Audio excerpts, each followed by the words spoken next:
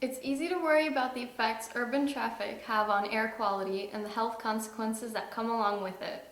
In collaboration with the Norwegian Institute for Air Research, we students at Elvebakken High School have researched particle pollution and CO2 levels to discuss the following issue. Is it better to sleep with the window open or closed in Oslo?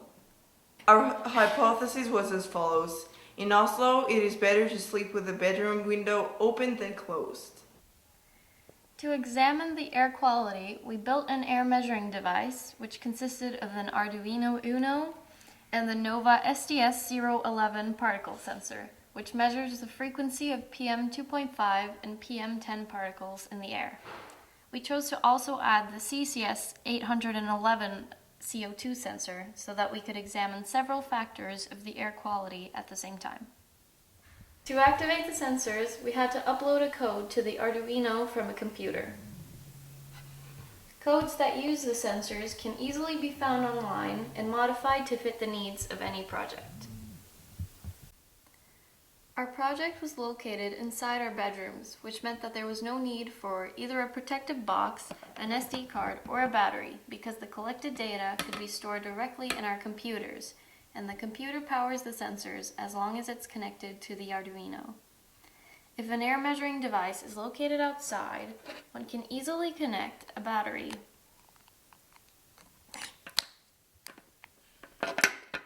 and a micro SD card adapter, like this one, to the measuring device, which can store all the data that the sensors collect. The only thing is you must add to the code that the collected data be stored on an SD card. Our air measuring devices were placed in 3 homes in Oslo with different levels of car traffic. Location A was close to the city center and near a moderately trafficked street. Location B was outside of the city center, but next to an active street, and location C was outside of the city center and away from any regularly trafficked streets. Our measurements were made from the 16th to the 18th of March 2020. We adjusted our code so that the air was measured every 5 minutes, and we turned on our air measuring devices in the time course 10 p.m. till 8 a.m. for 2 nights. One night with the bedroom window open and the other night with the bedroom window closed. The collected data was presented graphically and compared with the National Institute of Public Health's criteria for air quality. These were the results.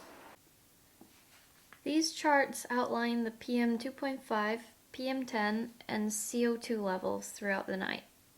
The x-axis presents the time, while the y-axis shows micrograms of PM 2.5 and PM 10 per cubic meter and the parts per million of CO2 particles per cubic meter. The open window measurements show that both PM 10 and PM 2.5 values rose during the night. The values at locations A and B were higher than the measurements at location C, probably due to the proximity to a busy road. The CO2 measurements at the open window remained evenly low throughout the night due to regular supply of fresh air from the outside. The closed window measurements show low particle values throughout the night, except at location C. Location C started with high PM values, but these decreased during the night and stabilized at almost the same level as locations A and B. From this, it is concluded that the normal level of PM 10 and PM 2.5 at location C with a closed window is the same as of location A and B, but that a source polluted throughout the day, possibly the construction of a school being built near location C. CO2 levels were much higher with the windows closed compared to open windows, and these passed the National Institute of Public Health's recommended levels for indoor climate.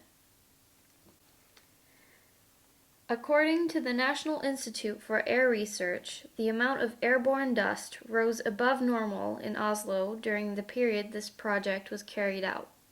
This was due to dry weather that whirled up airborne dust and may have affected the results.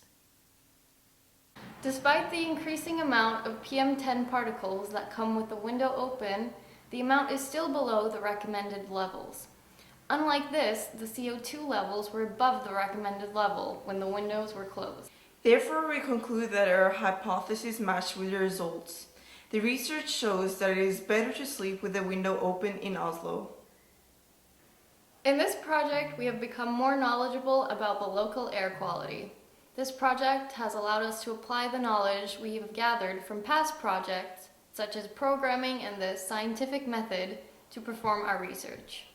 Most importantly, we have learned how people without a professional background can conduct their own research from home.